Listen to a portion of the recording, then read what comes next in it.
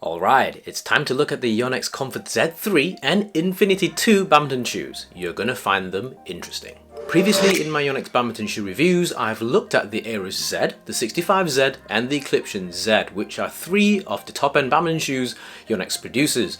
Now, with the addition of the Comfort Z and Infinity 2, this completes Yonex's high-end badminton shoe lineup, at least on the international market of course.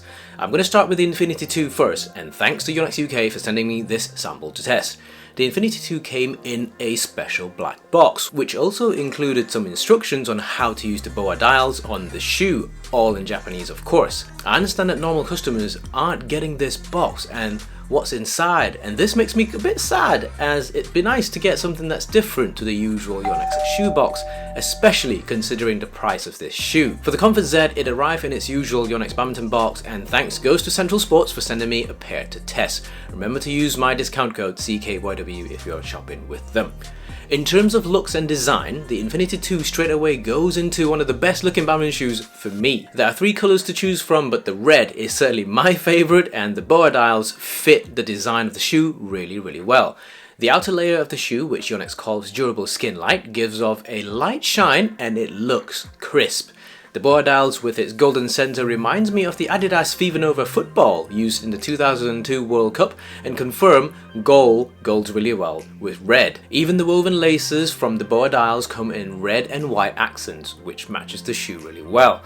Another cool design section is the pull tab on the back of the heel section, again with gold lettering telling you what shoe you have.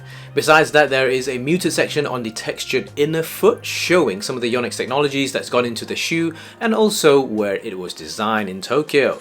Nice. The Infinity also has a matching insole, which is bright red, and I wonder if the blue model has its insole in blue too. The insoles are not the wavy insoles found in the 65 and Eclipse series, but similar to the Aeros models. You'll see quite a lot of similarities here as we go along. Other design features would be the 3D power graphite sheet, which is also visible on the outer side of your foot arch, in addition to the traditional location which is on the bottom of the shoe. Another Aeros similarity on this Infinity would be the lack of venting mesh on the bottom of the shoe like the 65 and Eclipse. This isn't an issue obviously, as there are plenty of ventilation on the top side of the shoe, but do note the Infinity has a booty construction which is similar to the Eclipse in a sense. On the soles of the Infinity, we can clearly see the Power Cushion Plus from its window on the heel section, but I was slightly disappointed to not see any radial blade soles on the outsole, as I liked it very much from the 65 and Eclipse, and I do think it's a better sole design compared to the hexagonal outsole. Maybe the collab and development cost with BOA was very high, hence Yonex couldn't justify increasing the costs further by having the radial soles, but maybe next time. If we look at the Comfort Z, and wow, the contrast between the neon yellow and orange to the blacks on the shoe is very good looking indeed. I initially preferred the look on the ladies' white version, but the longer I looked at this black one, the more I liked it. In terms of the shoe upper, it looks like Yonex has gone for a pretty durable and hard wearing rubber-like synthetic material around the high wear area in the toe box section. The upper also isn't as soft and flexible as the Aeros shoes, as the Comfort feels like it's got thicker materials to protect and provide comfort to your foot in this case. Obviously, we're back to laces instead of BOA dials on the Comfort Z, but the laces are designed with a slight curve to better fit our foot around the upper area of our arch, and the laces are pulled through the eyelets which are molded onto the upper of the Comfort Z itself. You can actually feel the yellow streaks underneath the mesh on the upper side, which is similar to Nike's Flywear concept, where the pressure from the tied laces are spread evenly through the whole shoe for comfort and stability. The Comfort Z also has a pretty big heel support which stands out, but felt reassuringly snug when you put on the shoe, so no problems there. The usual top-end Yonex materials and designs such as Power Cushion Plus, Power Graphite Sheet and the radial blade soles are all on this Comfort Z, so that's good to see. The insoles on this Comfort Z is the same as the Infinity 2 with the grippy material instead of the wavy ones. Also, as you can see, no ventilation holes on the bottom of the Comfort Z. In terms of weight, one of the things that struck me immediately when handling the Infinity 2 was just how light the shoe was. Obviously, you've seen me note some of the similarities of the Infinity 2 to the Aeros Z, but I wasn't too sure what to expect in terms of weight, as I've never tried one before, but this is certainly a good surprise here. The Infinity 2 I had for testing was half a size down compared to my usual size, so it's a UK size 9 instead of my usual 9.5, and weighed it at only 315 grams a side, which is very impressive. For reference, the Ares Z was at 288 grams per side, which is very light, and the 65 was 345 grams, and the Eclipsion Z was 366 grams per side. Unsurprisingly, the Comfort Z came in at about 370 grams per side, making it the heaviest shoe out of Yonex's flagship lineup, but the amount of material and padding on the Comfort Z should give you some reassurance there. Now let's go test some shoes. You all would have known I've been testing these shoes for a while from the many of my previous videos, and this is why I don't release shoe reviews very quickly, as I need to spend enough time with the shoes to be able to give you guys an accurate feedback. First off is the Infinity 2, and it very quickly became an addictive pair of shoes, and it was all down to one simple thing: not needing to tie shoelaces. I was surprised at myself how often I unconsciously went for the Infinity 2 even though both pairs of shoes were in my badminton bag, as they arrived at the same time. This was especially true if I'm late for a session warm-up, and as soon as I get to the courts, I'm able to immediately slip on the Infinities, tighten board dials, and off I went. It was addictive and very much classified as a first world problem. To verify how silly I sounded here, I went and timed how much time I spent putting on these two pairs of shoes, and it came out to 35 seconds for the Comfort Zs, and it was just about 18 seconds for the Infinities, so half time there. If you're someone who already has some form of boa dial shoes, can you verify your time savings in the comment section below so I can confirm it's not me who's gone crazy here. In any case, I was loving how snug the Infinity 2 felt. Yes, this was with the additional half size reduction compared to my usual size, but I liked how much ease and control I have with the feeling of the Infinity wrapping around my foot, especially on the top side. The Infinity 2 also felt very similar to the Ares Z in a sense that you feel quite low onto the floor, similar to like an F1 car, compared to say the 65Z, which you can feel the layers of extra cushioning and height. Movement felt good and control, and I was able to adjust how snug I wanted the shoe to wrap around my foot. I'm also quite certain that the Infinity 2 will not fit people with wide feet, as I don't think I have wide feet, but these are already very snug on me, so anyone with wide feet, I'm sorry, you're gonna have to be tying shoelaces. Additionally, I would have preferred the radial blade soles on, but the grip from the traditional Yonex hexagon soles are well proven, so no fuss there. However, one problem I immediately noticed was the top strap digging onto my foot when I squat down and bend my feet.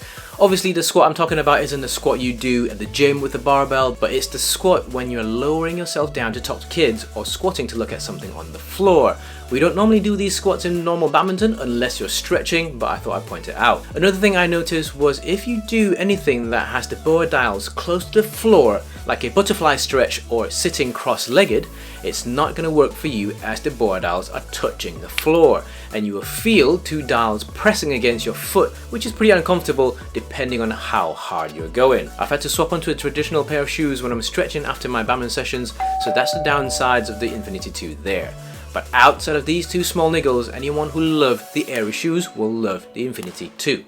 For anyone that questions if the boa dials have any issues with its laces slipping or causing the shoe to loosen itself, personally I didn't feel the laces loosening itself much at all during my usual 2 to 3 hour sessions, either it be training or my usual badminton club nights. They match the tightness of any good grippy shoelaces, if not better. If you ever feel it loosening, you can always just simply add a few more clicks onto the boa dials and you would have tightened it back up again.